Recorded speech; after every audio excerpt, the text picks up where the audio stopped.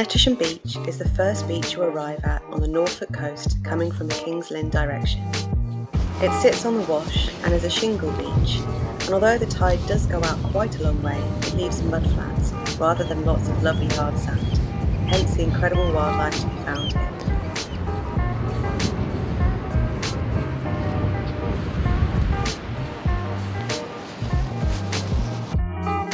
Not the best beach for building sandcastles, it is an enormous beach, perfect for walking along, either with or without your dog, and joins onto the coastal path. On one side you have the stones and sand of the beach, and on the other you have the expanse of heathland, marsh and wildlife.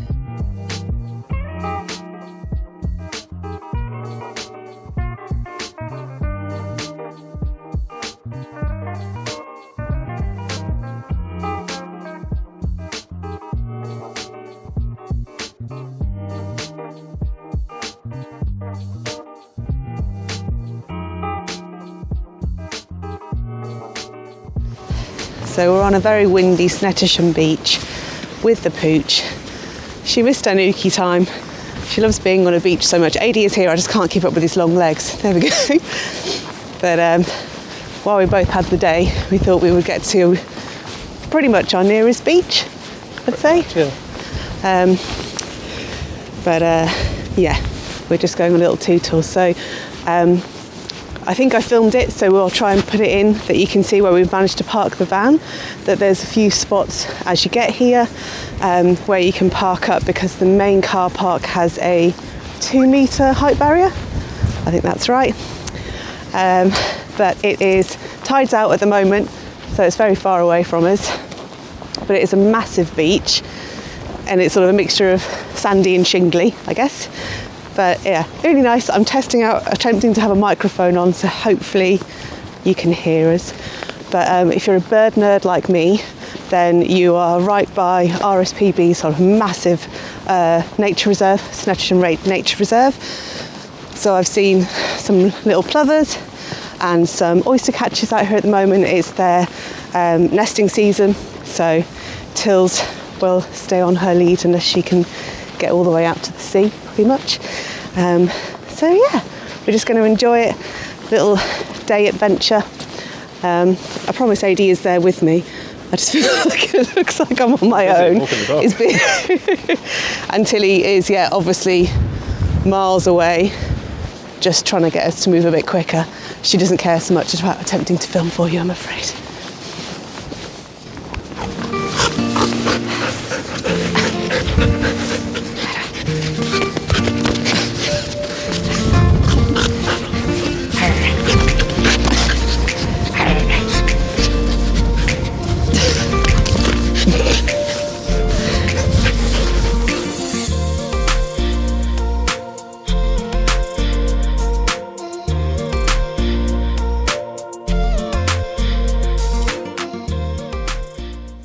So Snettisham is dog friendly, but I think the thing you probably noticed, I showed the sign earlier on, is that at the moment it is ground nesting bird season.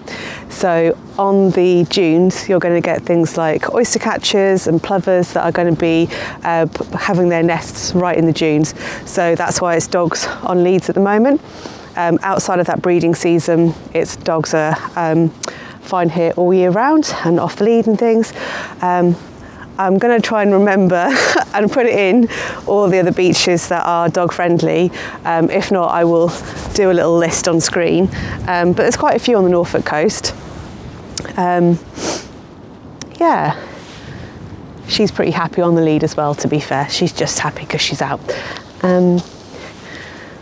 But you'll find, yeah, at the moment I'm seeing lots of the oystercatchers and plovers and things really far down, so they'll be feeding while the tide's out, but they'll have their nests all the way up here in the dune. So a little bit like where I work, although not by the sea.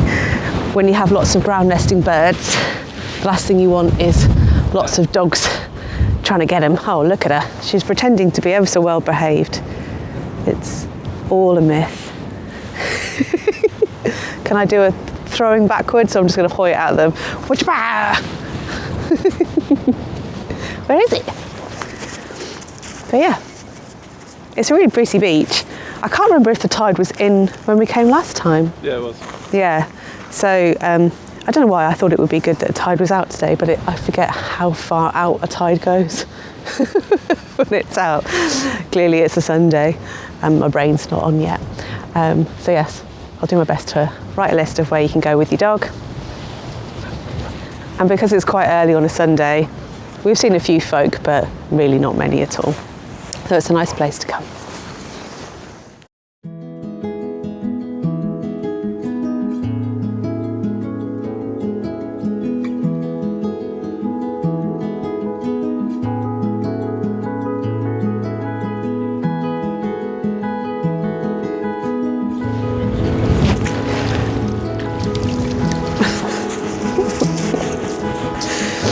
I can't believe quite how muddy that was.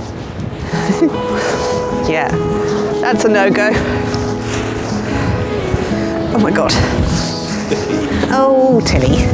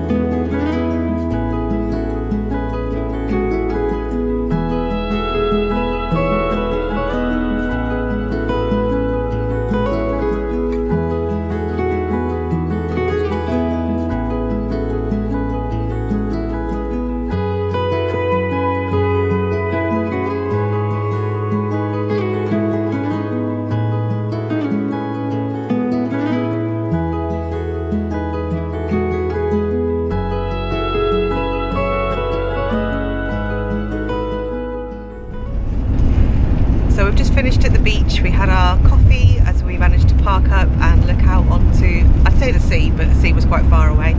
And we're just heading off to a farm shop that we've been to before that's on our way home. So it's a good thing about getting up nice and early.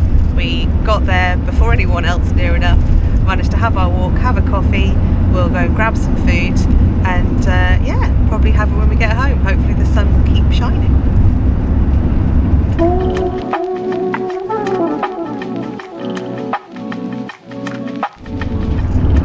Getting a bit sidetracked, and Aidy's seen a sign for something he thinks he recognised from the Crown.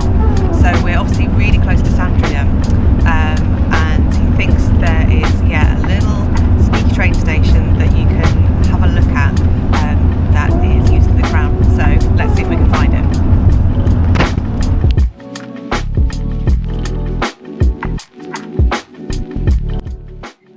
Wolferton Station is situated 5 miles from King's Lynn and became famous in the 1800s through its association with the royal family, who used the station because of its proximity to Sandringham House.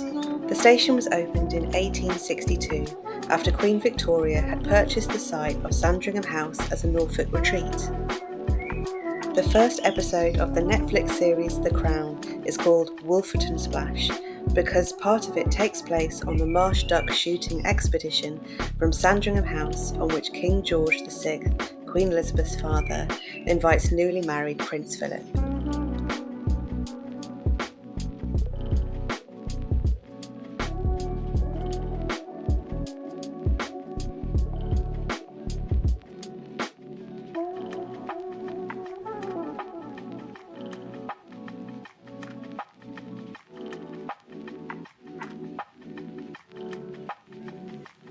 Now it was definitely time to pick up some supplies for lunch when we got home, so we headed to Rising Lodge Farm Shop, which has an incredible variety of local produce, from honey to meat to cakes to candles, and between us we probably purchased most of those things.